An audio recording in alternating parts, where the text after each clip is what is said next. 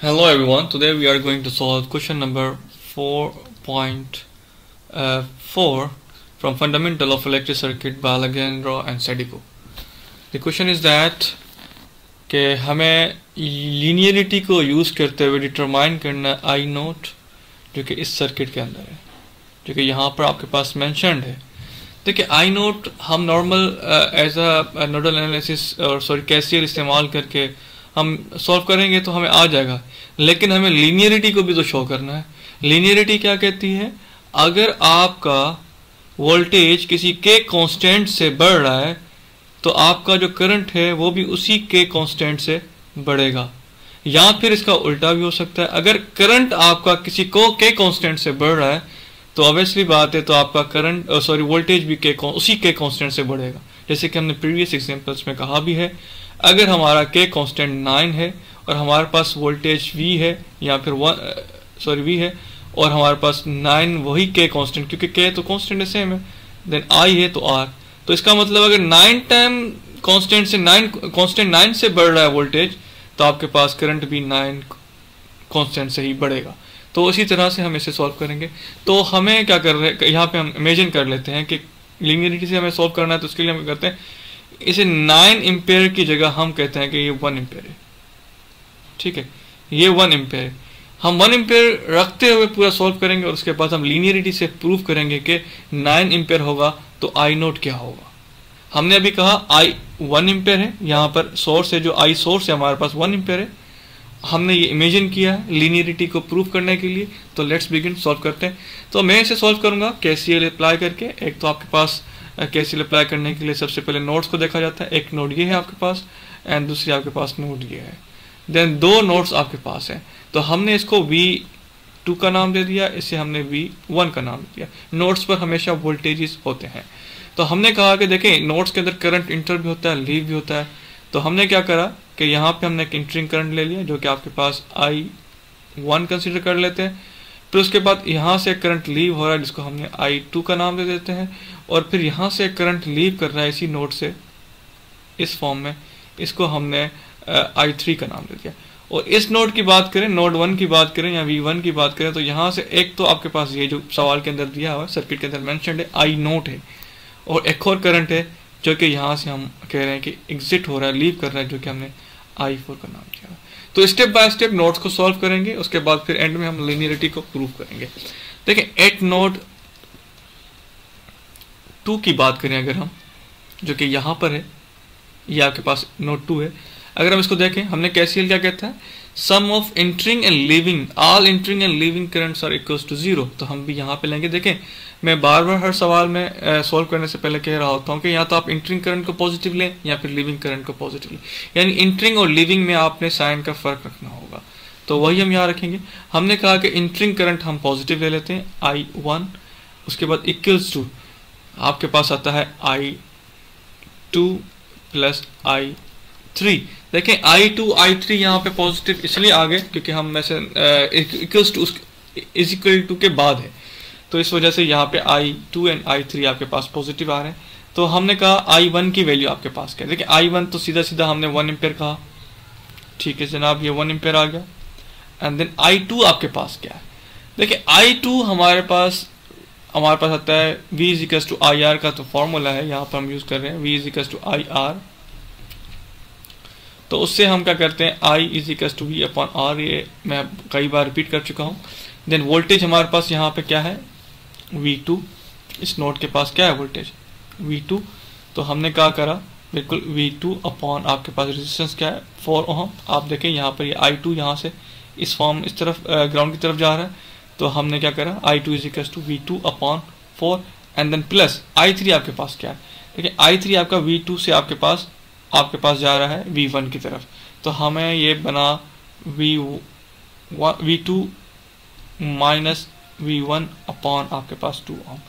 तो इसको जब हम सिंप्लीफाई करेंगे इस इक्वेशन को, तो हमारे पास कुछ इस तरह की इक्वेशन बनेगी 4 is equal to 3V2 minus 2V1। ये आपके पास इक्वेशन नंबर 1 होगा। ये नोड 2 पर हमने सॉल्व किया है, नोड 2 को सॉल्व किया। देखिए अब नोड 1 को सॉल्व करते हैं। एट नोड 2 पे करंट की क्या कंडीशन है, करंट किस डायरेक्शन में और कैसे जा रहा है, यहाँ पे वोल्टेज क्या है यानी V1 क्या है एट नोड 1।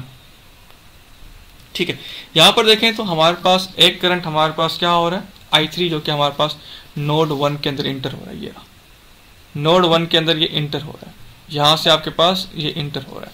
तो आपके पास ये क्या है, आपके पास हमने देखा है कि V2 माइनस V1 अपॉन आपके पास क्या आ रहा है 2 ओम का resistor. And then is equals to आपके पास लीव क्या कर रहा है, एक करंट आपके पास I0 है जो कि यहाँ ग्राउंड की तरफ जा रहा है, और दूसरा आपके पास I4 है जो कि ग्राउंड की तरफ 3 ओम रेजिस्टर से होता हुआ फिर ग्राउंड की तरफ जा रहा है। तो हमारे पास मैं यहाँ पे I4 और I0 की वैल्यूज डायरेक्ट डाल रहा हूँ। मैं उम्मीद करता हूँ आपको समझ आ रहा होगा कि I1 और I2 की वैल्यूज कैसे आ रही हैं। तो I0 की बात करूँ तो मैं I0 की बात करूँ तो सिंपल सी बात है, आपके पास आ रहा है ये रहा V1 upon 6, V1 upon 6 and then उसके बाद I4 की बात करूं तो मैं आपके पास आ रहा है V1 अपॉन 3। जब हम इस इक्वेशन को सिंप्लीफाई करेंगे मजीद तो आपके पास कुछ इस तरह की इक्वेशन बनेगी, V2 minus 2V1 is equal to 0। ये आपके पास इक्वेशन नंबर 2 एट नोड 2 पे आए। तो हमें देखें सब्स्टिट्यूट मेथड यूज करने से हमें V1 और V2 की वैल्यूज, जो V1 है हमारे पास यानी कि यहाँ पर जो फ्लो और इस 6 ओम के रेजिस्टर पर जो वोल्टेज है वो हमें पता चल जाएगा जब 1 एम्पेयर का वोल्टेज होगा, सॉरी करंट होगा। या तो आप डायरेक्ट कैलकुलेटर में वैल्यूज पुट करें, V1 और V2 की वैल्यू कैलकुलेट करें, या फिर आप इस तरह से भी यूज कर सकते हैं। मैं सब्स्टिट्यूटिंग मेथड यूज कर रहा हूँ, सब्स्टिट्यूटिंग मेथड यूज कर रहा हूँ। तो मैंने फ्रॉम इक्वेशन नंबर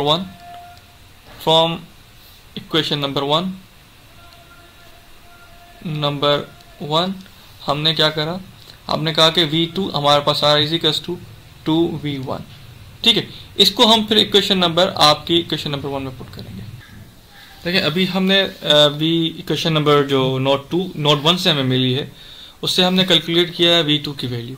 हमने कहा कि V2 इज इक्वल्स टू आपके पास किसके बराबर है, 2V1 के बराबर है, 2V1 के बराबर है। हमने कहा कि इस वैल्यू को हम सब्स्टिट्यूट करेंगे आपका जो इक्वेशन नंबर 1 है जो कि नोड 2 से हमें मिली है, यानी कि यहाँ पर जो V2 है यहाँ सब्स्टिट्यूट करके हमें फिर क्या मिलेगा V1। तो हमने कहा कि ठीक है हम इसको सब्स्टिट्यूट कर लेते हैं। देन 4 इज इक्वल्स टू आपके पास 3V, आपके पास जो 2 है उसकी जगह हमने 2V1 रखा जो कि हमने नोड 1 से हमें मिली थी इक्वेशन, तो हमने कहा कि V1। तो हमने जब इसको फर्दर सॉल्व किया तो हमारे पास कुछ ऐसा मिला, V1 is equals to 1 volt. ये 1 वोल्ट कब है, ये 1 वोल्ट तब है जब आपके पास ये 1 एम्पेयर, हमने कहा कि ये 1 एम्पेयर के लिए, जब 1 एम्पेयर हमें पता है कि K जो है, हमने कहा कि वोल्टेज अगर किसी K कांस्टेंट से बढ़ रहा है तो हमारा जो करंट है वो भी उसी K कांस्टेंट से बढ़ेगा। हमने कहा कि अगर इसी तरह अगर कोई करंट किसी K कांस्टेंट से बढ़ेगा तो वोल्टेज भी उसी K कांस्टेंट से बढ़ेगा। ये क्या कहता है, लीनियरिटी का कॉन्सेप्ट कहता है। तो हमने कहा कि ठीक है, अभी हमने कहा कि देखें हमारा ये करंट पहले 1 एम्पेयर था तो हमें यहाँ पे वोल्टेज हमारे पास कितना मिला 1 वोल्ट। हमने कहा अगर इसका K 1 को हम मल्टीप्लाई करें 9 कांस्टेंट से, जो कि K की वैल्यू हम अगर 9 रखें जो कि यहाँ पर 9 एम्पेयर है, तो हमारे पास क्या हो जाएगा, ये 9 एम्पेयर हो जाएगा एंड देन ये हमारे पास 9 वोल्ट हो जाएगा। ऐसे ही है। तो हमने कहा when IS is equals to 9 ampere, then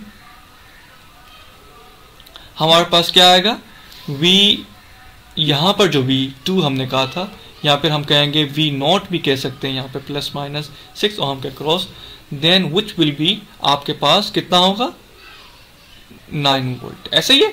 तो हमें पता चल गया कि 9 वोल्ट है यहाँ पर वोल्टेज। हमें क्या कैलकुलेट करना है, I0।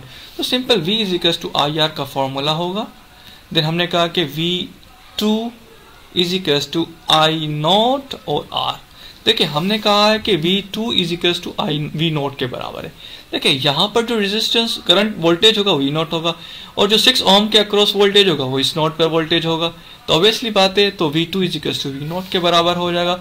तो हम इसको फर्दर अगर हम सॉल्व करें तो हमने कहा V2 हमारे पास 9 है एंड देन हमारे पास R कितना है 6 ओम है, क्या है 6 ओम है, then is equal to I0 कितना होगा।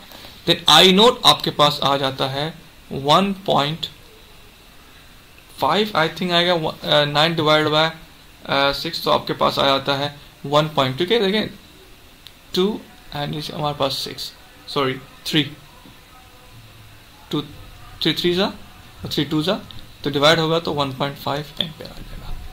ठीक है जनाब, मैं उम्मीद करता हूँ ये आपको समझ में आ गया होगा। लीनियरिटी का कॉन्सेप्ट कैसे हमने इसमें इस्तेमाल किया, हमने पहले एग्जांपल ली, इसको हमने 9 की जगह रिप्लेस किया 1 एम्पेयर। आप किसी भी करंट से रिप्लेस कर सकते हैं, 9 की जगह हमने 1 चूज किया। उसकी वजह यह है कि 1 से मल्टीप्लाई करना और 1 को मैनिपुलेट करना हमारे लिए आसानी पैदा होती है। लेकिन लीनियरिटी का कॉन्सेप्ट हमने यहाँ पे इम्प्लीमेंट किया और लीनियरिटी को हमने अंडरस्टैंड भी इस सवाल में किया। और मैं उम्मीद करता हूँ आपको ये सवाल समझ में आया होगा। अगर कोई भी प्रॉब्लम हो तो ज़रूर कमेंट करें, हम उसका आंसर आपको देंगे। सब्सक्राइब करें और शेयर करें।